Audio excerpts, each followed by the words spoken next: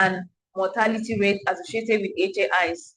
Imagine you contacting bacterial infections like E. coli, Escherichia coli, and other bacteria, and it stays in your body, stays in your system, and then spreads to your spine and causes meningitis.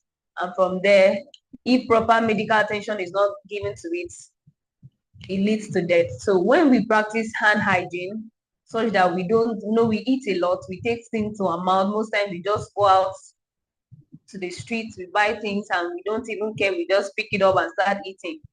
That's how most times we get infection. So it's advisable that before we take anything into our mouths, before we get back home and start having contact with our loved ones, we should wash our hands. I believe we are in the same page.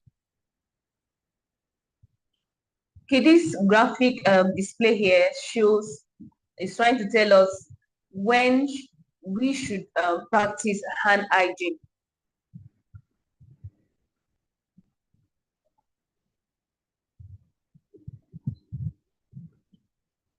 Okay.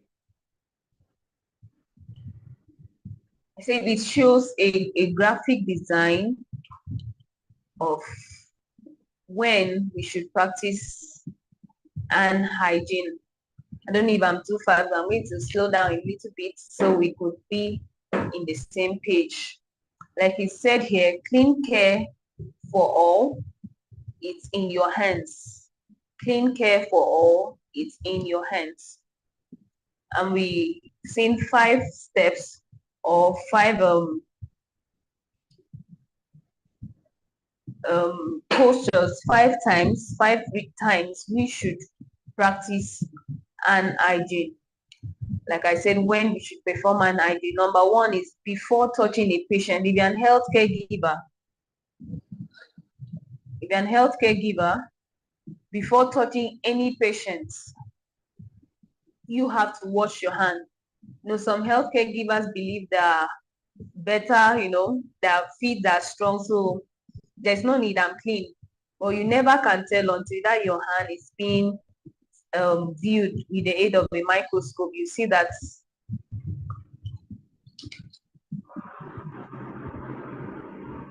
okay, I've just been informed that we should do a little recap for those who are just joining us. For those who are just joining us, we are just going to take it all over again from the beginning. For the sake of those who are joining us, let's just go a bit backward.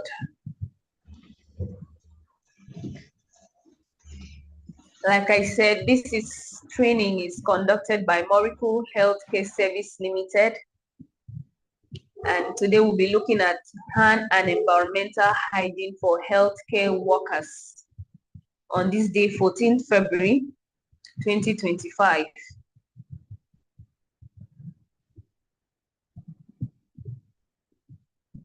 Okay, we are going to be looking at the introduction, why is hand hygiene important, when to perform hand hygiene, how to perform hand hygiene, challenges and solutions, and then we'll go as far as looking at environmental hygiene, because if our environment is not clean, we can't be sure of our hand being clean too. So also dive into environmental hygiene. Okay, let's look at the introduction. Hand and environmental hygiene is a critical component of infection prevention and control in healthcare settings. Hand hygiene is a practice of cleaning your hands to prevent the spread of disease. So the primary focus or the primary reason for hand hygiene, environmental hygiene, is to prevent the spread of disease and infections. It includes washing your hands with soap. These are the techniques. Washing your hands with soap and water, or using an alcohol-based hand sanitizer. So if you're in a place where water is not easily available, you should have an alcohol-based hand sanitizer very close to you, if not with you all the time. Okay, why is hand hygiene important? Why is it core thing in healthcare setting? Why is it core thing as individuals? Why should we talk about hand hygiene? Most of this disease, like I said earlier, is caused by healthcare associated infections. Some people come to the hospital and sometimes leave worse, leave their disease become more infected because of these little practices that are being neglected by healthcare givers. So why should we do hand hygiene? To prevent healthcare associated infection, also abbreviated as HAIs. Hand hygiene is the most effective way to prevent the spread of infections in healthcare settings. Reduce transmission of pathogens. Hand hygiene interrupts the transmission of pathogens from healthcare workers to patients and from patients to healthcare workers. So it is a two-way process when it comes to the spread of infection.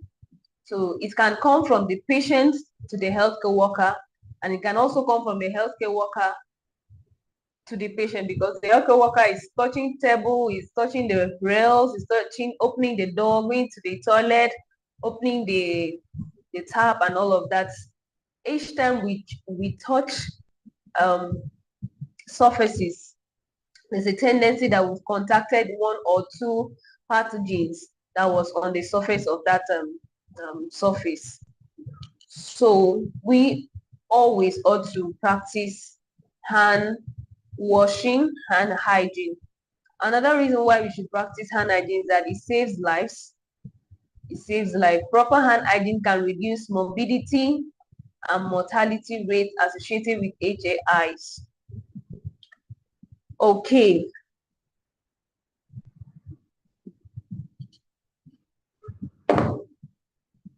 I'm coming. A minute. Next slide. This design, if you're not yet with your pen and your book, I think you are wrong. You should find a way to get something to write, because there will be an assessment for this training. And I believe we know that there will be certificates being administered for each of these trainings. Sorry for that. So pick up your pen, pick up your paper and write. And those certificates will add to your CVs and will add to your career, your profession. So you need it. So I would love you to pay keen attention. So this slide is talking about, is a graphic presentation of when should we perform hand hygiene. Is it just a one thing, just do it once and then that will be all for the whole day? Some people just wash their hands when they get to the office, and for the rest of the day, they won't wash their hands again till they get back home, and they'll be eating in between those times. So most times we are the cause of some of the diseases we have and we spread. So when should we do hand hygiene? Number one, before touching a patient. Before touching, you can see this person's hand here is full of different pathogens. The first one in his first finger might be a virus. The second one might be a bacteria. The third one might be a prions, fungi, and all of that. So our hands is kind of very, very sensitive aspect of our body that can spread infection easily. So before you touch any patient as an healthcare giver, you have to wash your hands. The next one is before clean aseptic procedures for people who want to carry out procedures like stitching a patient, oral hygiene, many other procedures in healthcare, you have to wash your hand. Next one is after blood body fluid exposure. After blood body fluid, I saw a particular lab scientist coming to take blood sample without washing his hands and without a glove. That's very wrong. No matter how familiar you are with your practice, no matter how used to it, you should never ever do some sensitive procedures, especially that has to do with body fluid contact. You shouldn't do it without. What if the blood spilled on you and you have a cut on your hand, on your skin, and you went ahead to take blood sample without a glove and without washing your hands. That's very wrong. And after touching a patient, you just went to a patient bedside as a nurse. Oh, how are you doing, ma? How are you doing, sir? I just came to, you have to make your patient feel comfortable. You have to touch your patient. You have to make them feel at home. Or maybe you just took their vitals, or you just did something simple. After touching any patient, you have to wash your hand. And the next one is after leaving the patient's environment. You did not touch any patient. You just entered the ward. You just entered the patient's room, and you had a conversation with the patient. You did not do anything. Just leaving that environment is enough for you to wash your hands. Okay, now you ask yourself, how do I perform hand hygiene? How do I do that? You have to be very careful not to miss a step. Our next slide will show us how we do it effectively.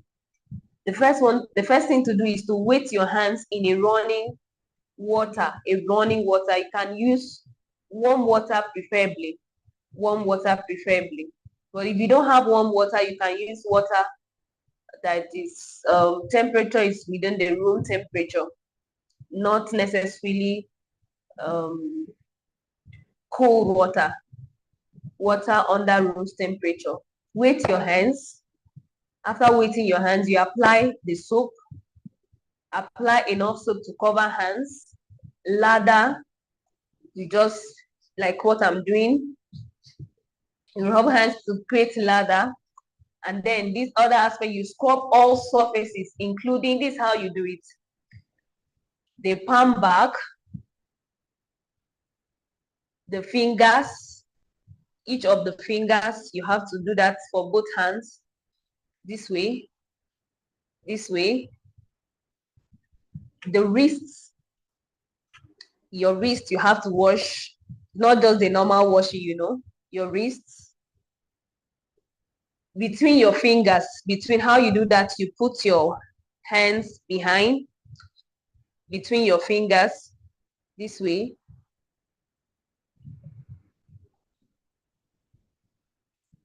And then under nails, just in the running tap, just check under your nails. And it's not advisable for health givers or healthcare workers to have long nails.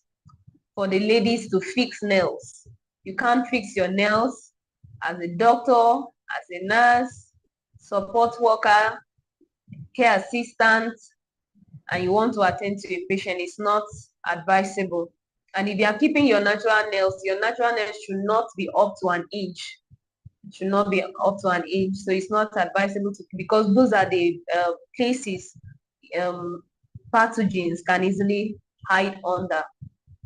So after the scrub, you rinse your hands thoroughly with warm water, and then you dry hands completely with a clean towel, preferably a towel you can use just once, not something that will be there and then you can, because we must do everything possible to avoid having these pathogens in our hands.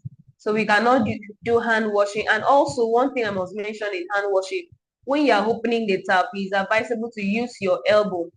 I know in recent times there are sensor taps that just when you fold your hands, water will come. But if you are not in that kind of environment where you have to use your elbow, this, to open the tap and to close the tap. You don't use, after washing, you use your same hand and close the tap. You spoil the whole procedure. So you use your elbow to open and close the tap. I hope we understand. We'll entertain questions at the end. And this is it. How to perform, how to hand rub. One of the steps I mentioned is to rub your hands. So there's how to do it like I was showing it was. First one is dip all fingers of right hands into left palm. Fill with hand rub solution. Pour hand rub solution over to right palm and dip all fingers of left hand into hand rub solution, just as you've seen there. The second step is rub hands palm to palm. The next one is rub right palm over left dorsum with interlaced fingers and vice versa. Like what you've seen there. I think I did that. The fourth step is palm to palm with fingers interlaced. Palm to palms, like this, with fingers interlaced. The next one is rotation and rubbing. Rotational rubbing of left thumb, clasped in right palm, and vice versa. What I did, this. Rotational rubbing of left thumb, clasped in right palm, and vice versa. Next one is backs of fingers, opposing palms with fingers interlocked and vice versa. Like this. Like this. Okay, that's how to hand rub. Okay, let's look at the techniques involved in hand hygiene.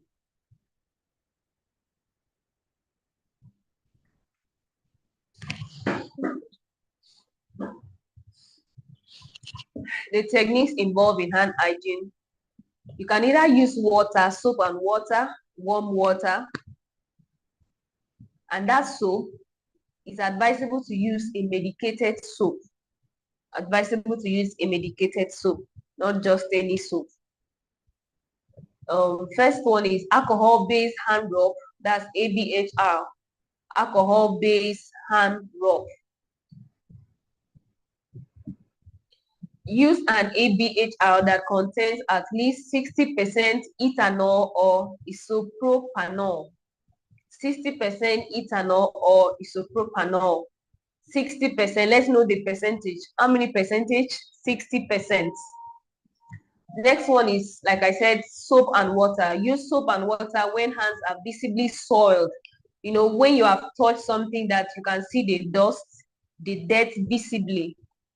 It's advisable to use soap and water as well, because, you know, alcohol-based solution will only kill and inactivate those microorganisms, but it will not remove visible dirt. So you can either use alcohol-based, those are the techniques in hand hygiene, alcohol-based hand rubs, or soap and warm water, medicated soap. Now, in all of these things, you know, our skins are very sensitive to things and we can react to them. So that leads us to challenges and solutions. Challenges and solutions in hand hygiene. One of the challenges is that you might have skin irritation because of some of these chemicals, some of these contents in these things we use for hand washing, hand hygiene, are not good for our skins. So you might tend to have skin irritation. For skin irritation, it is advised to use moisturizers to prevent skin irritations. The next one, if you are using gloves, you have to wear gloves correctly and change them frequently. This aspect of gloves is also very important in hand hygiene. That before you use any glove, you have to wash your hands, so you can't take it off. You can't just pick a glove and just put it on like we see happen in the healthcare setting. But you have to wash your hands first and then use gloves. And if you are using a glove and the gloves irritates you, causes anything, you have to change the gloves. Wear gloves correctly and change them frequently. Talking about frequently, let me just say a little thing about it. You are not supposed to use one glove for 2 patients. No matter how economical it is, maybe in a ward, like most of our, sorry to say, most of our government-owned facility, we do not have sufficient materials to take care of the sick. So there's tendency to economize sometimes. So no matter what, it's not advisable to use one glove for 2 patients because you are spreading infection. Another challenge we face and the possible solution is that hand hygiene compliance. For hand hygiene compliance, some people don't like doing it. Some people don't like complying to this instruction of hand hygiene. What you do is that the solution is that you monitor and improve hand hygiene compliance. There should be people that supervise these aspects of caregiving,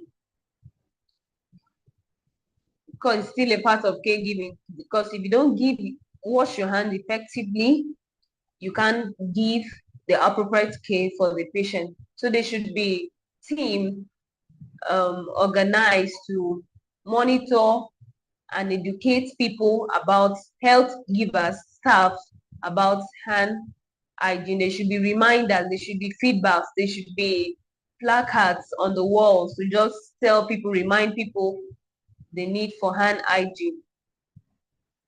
Okay, let's talk about something else. Like I said, today we'll be looking at hand and environmental hygiene. So now, talking about environmental hygiene, it refers to the practices and procedures for maintaining a clean and hygienic environment, to prevent the spread of infections and diseases. Let me take it again. Environmental hygiene refers to the practices and procedures for maintaining a clean and hygienic environment to prevent the spread of infections and diseases. High-risk areas of environmental hygiene. What areas in the hospital, because we are focusing on the hospitals now, do we need to practice environmental hygiene? Number one is the patient's room. Focus on high-touch areas such as bed rails and doorknobs. These are the parts that we can easily touch. We mostly touch. When you just come around the patient bedside, you touch the bed rails. Before you enter the patient's room, you open the door. So these are the parts that those people, the staff who are involved in cleaning the room, should focus on: the bed rails and the doorknobs. Another high-risk area for environmental hygiene is operating rooms, where we carry out procedures, surgical procedures, and other minor procedures. Maintain strict cleaning and disinfection protocol. Like me say, you can't take in the shoe you wear outside into the surgical room or the operating rooms. So there should be strict cleaning and disinfection protocols in operating rooms. Another high-risk area is bathrooms. Clean regularly and disinfect toilet handles, sinks, and showers. Most people use the toilets. Patients, staff, there's nobody who doesn't use toilets or bathrooms. So there have to be strict disinfection of those areas, like the handles, toilet handles, sinks, and showers. Another place is the food preparation areas. Ensure proper cleaning and sanitation of food preparation surfaces. Ensure proper cleaning and sanitation of food preparation surfaces. Those are the high-risk areas. I've mentioned 4 of them: patient rooms, operating rooms, bathrooms, food preparation areas. I'm sure we are taking notes.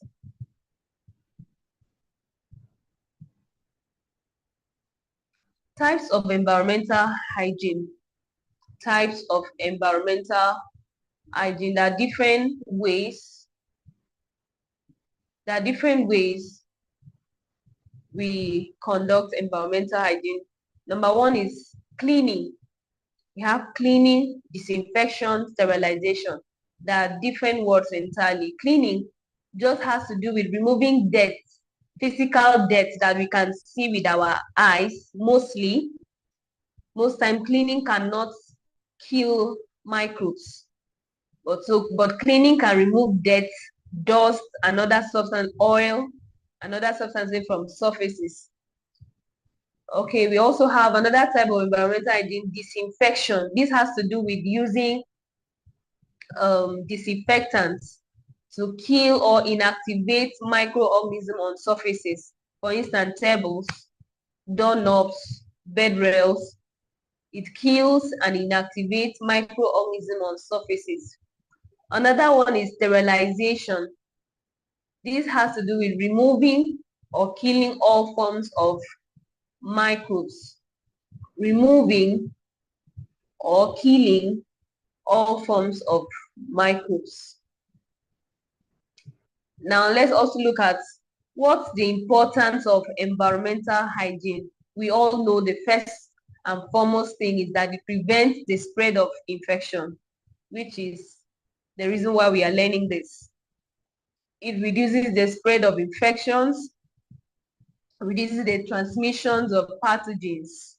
Like I said, pathogens are disease-causing organisms. Maintains health. Some of the things we spend drugs on, we spend money on, like we buy drugs all the time. I have typhoid. This is just a simple step of not keeping your environment clean, of not taking care of the things you have around. You don't clean, you don't dust, just come back, touch your table, touch your kitchen utensil. The next thing you prepare food and off you go. So when we do environmental hygiene, when we carry out environmental hygiene, it protects patients, staff, and visitors from healthcare associated infections. Another one is that supports patient care, ensures a clean and safe environment for patient care, ensures a clean and safe environment for patient care.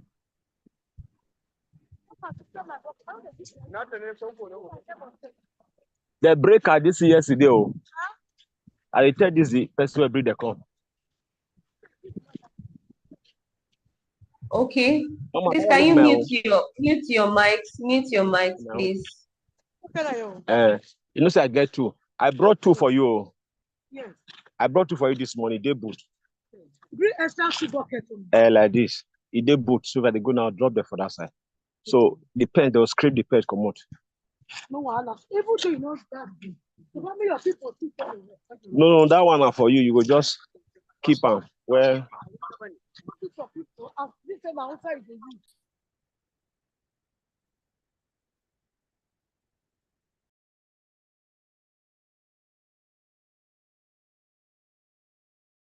Okay. Sorry for that little break.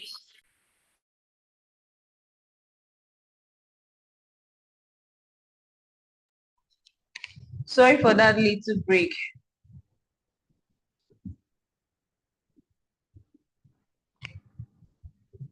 Okay. Environmental hygiene practices. Environmental hygiene practices. How do we carry out environmental hygiene? What does it entail? How does it look like? I've mentioned the types of environmental hygiene: cleaning, sterilization, disinfection. So, what are those practices? Number one is regular cleaning schedules. Regular cleaning schedules. There should be a routine cleaning schedule for every organization, for any healthcare setting. We shouldn't just leave it to chance. Another one is proper disinfection technique. Use approved disinfectant, because not all disinfectants can kill or disrupt the growth of microorganisms on surfaces. Next one is hand hygiene. Encourage hand washing and use of hand sanitizers. I know hand sanitizer was really in vogue during the COVID period, but right now, most places have really turned their backs on that practice.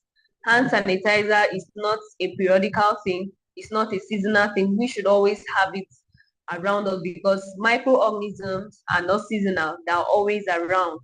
Just like human beings live, so they also live all the time. So we should always have hand sanitizers and also wash our hands frequently. Waste management. Waste management. Proper disposal, properly disposed of waste, including infectious waste. Properly disposal of waste, including infectious waste. Another aspect also is pest control. Implement measures to prevent pests such as rodents and insects. Sorry to say, most of our hospitals today, you go to visit your loved ones, you see rodents like rats running everywhere, which is not supposed to be. So there has to be measures to make sure that our environment is clear of rodents and insects. So we are going to take a little task. We are going to take a little task now. We have to submit it today, just after this class. For those who are interested in the certificates, for you to get it, you need to participate fully in each task that will be carried out here in the course of this training. So before we end the class, I'm going to drop a number where you submit your task to, a WhatsApp line where you submit this task to. So what's the task? The task is when using a PPE, that's personal protective equipment, a health worker should perform hand hygiene only after removing gloves.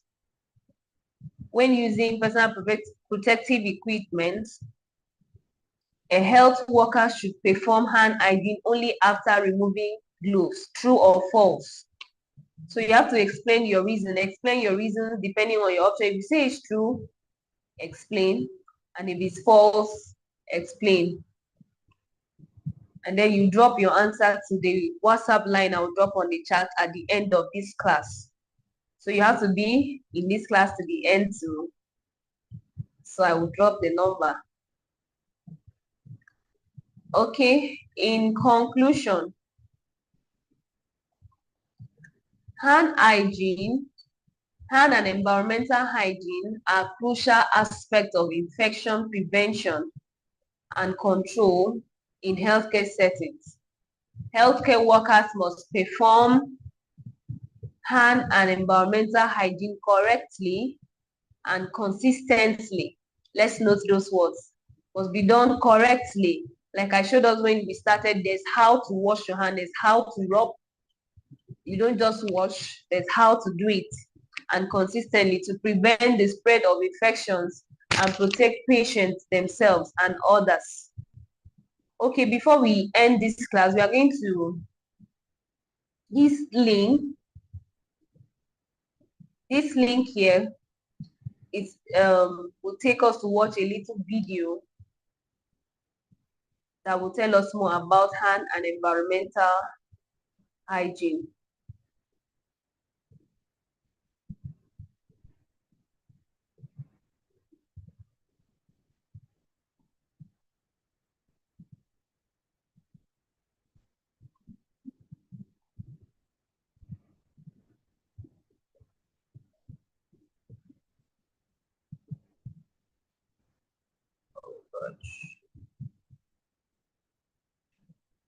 Okay, some minutes.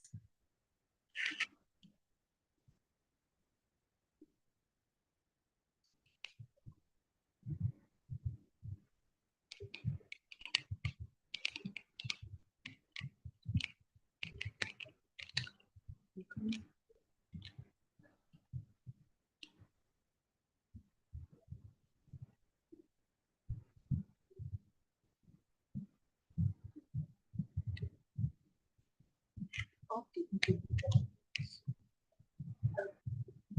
I've got this.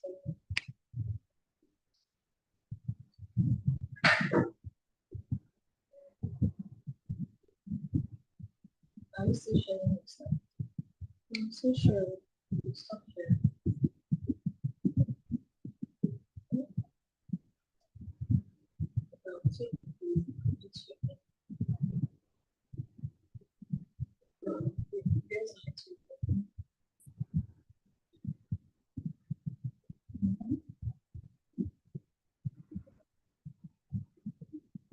So now go back to this question.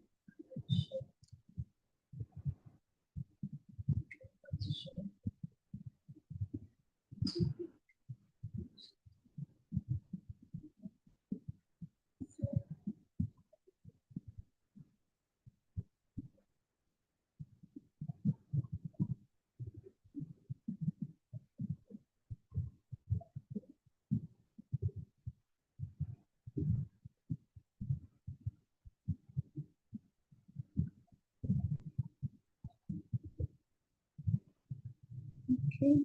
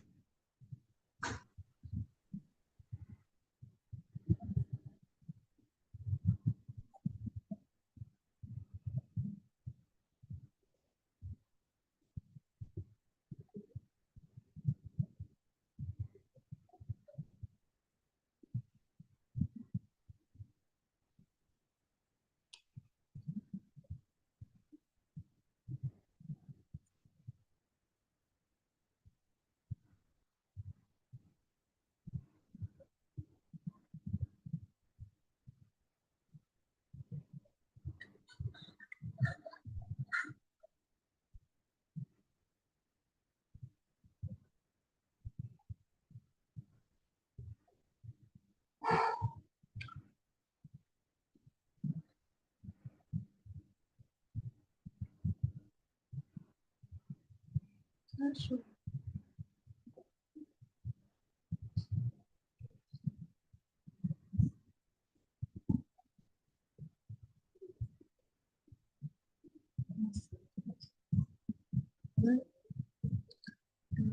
Ghana and Geneva. Yes. Complete.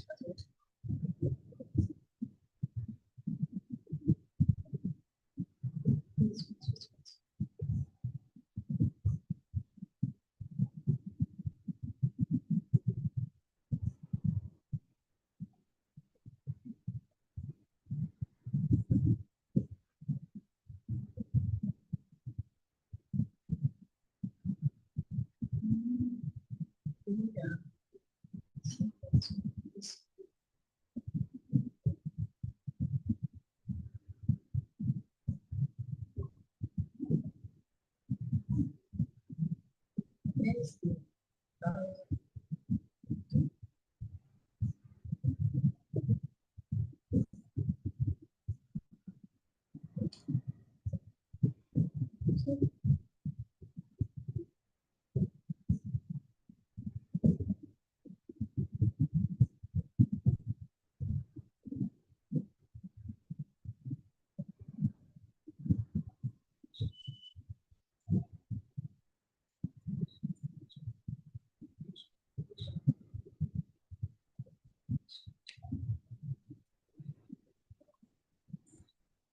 Can you hear it very well?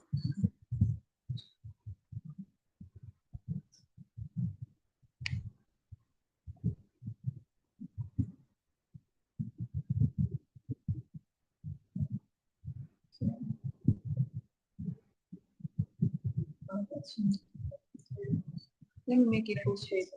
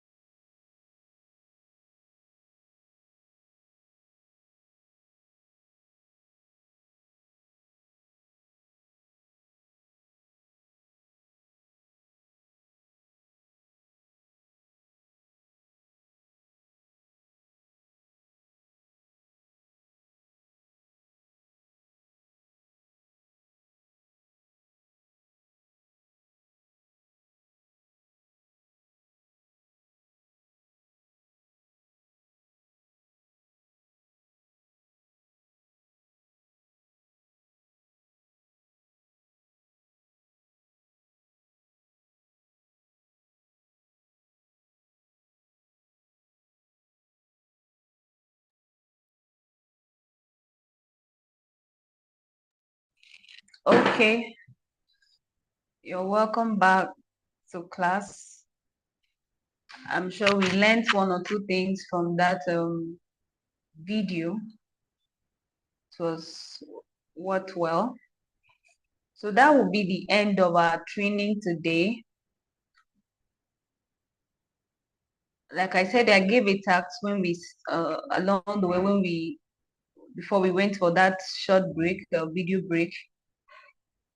I'm going to drop a number for us to send in our assignments, our tasks.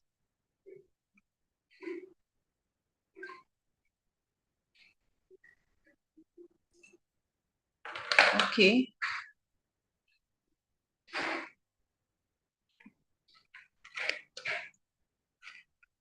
Okay, just check through your chats. You're going to see the number. I can call it out for us. 091 091 18 31 40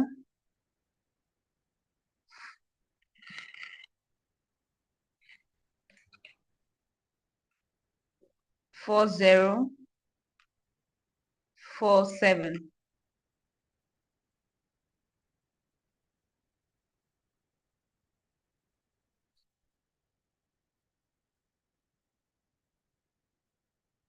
Okay, that's the number you send your tax to.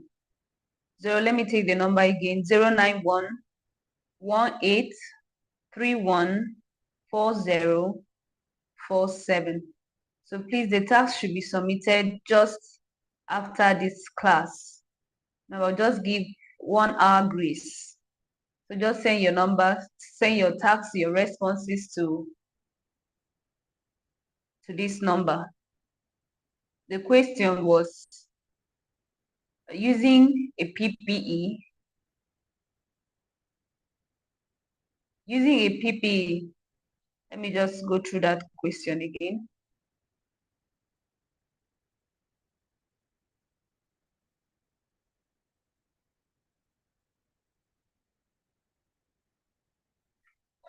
Come in.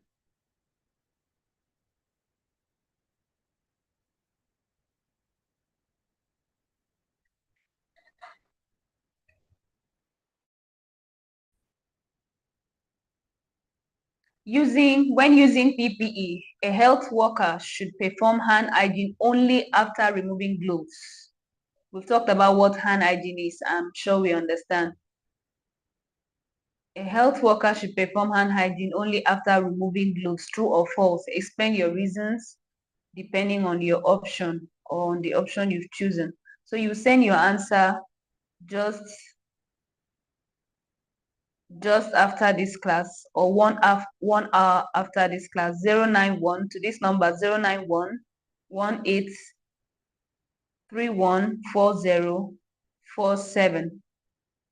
Do we have any question? Do we have any question? Just drop it in the chat. Okay.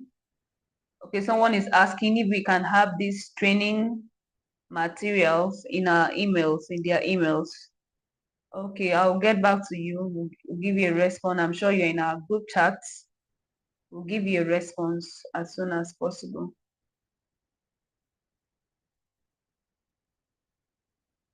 Do we have any other question? Is there anything you want to ask about hand hygiene, environmental hygiene? Is there anything? You can just drop your question on the chat.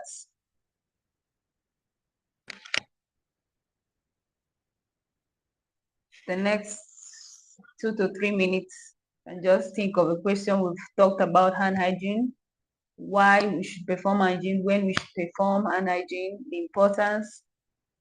Talked about environmental hygiene, the techniques involved, the practices involved. So believe we have a question. I also believe that we've understood what we've talked about for the past 30 to 45 minutes. Okay, I'm waiting for your question.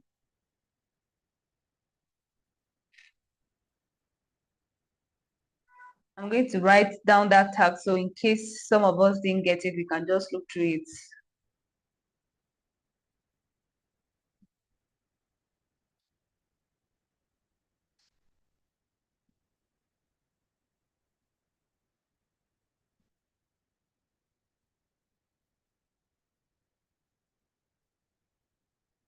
Okay.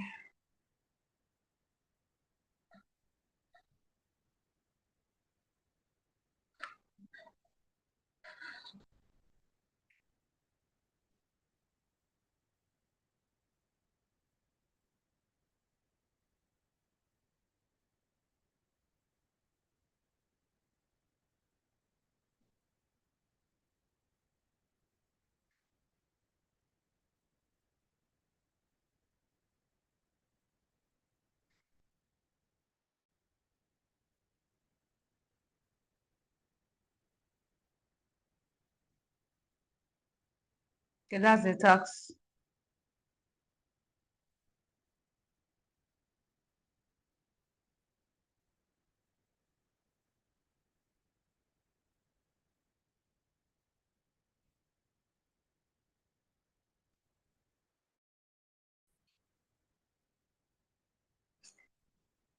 Okay.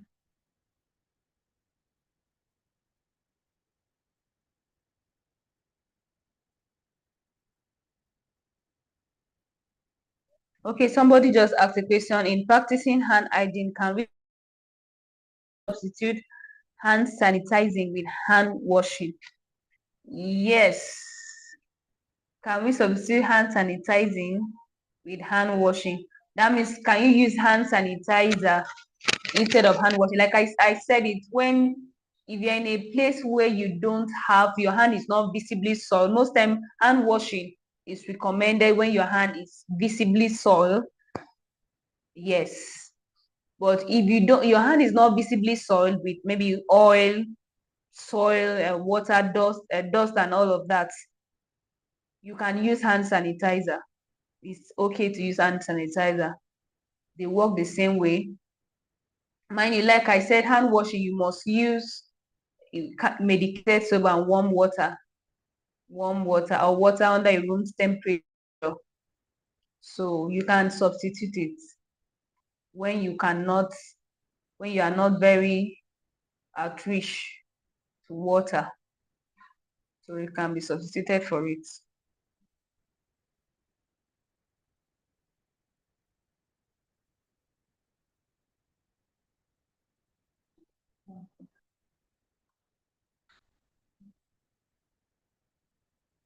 I've answered the question.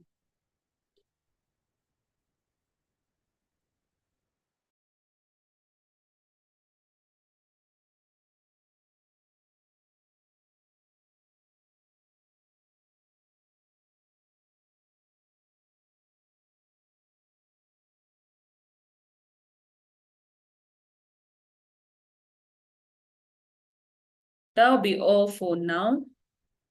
That'll be all for now. I guess that's all we have in terms of question.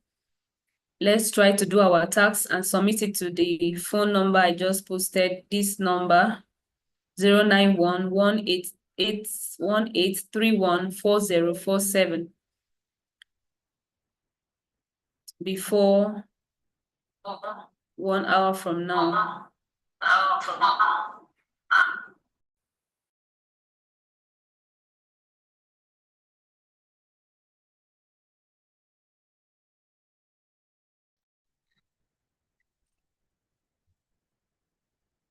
Okay, thank you for being a part of this class today. I'm sure we had a good time.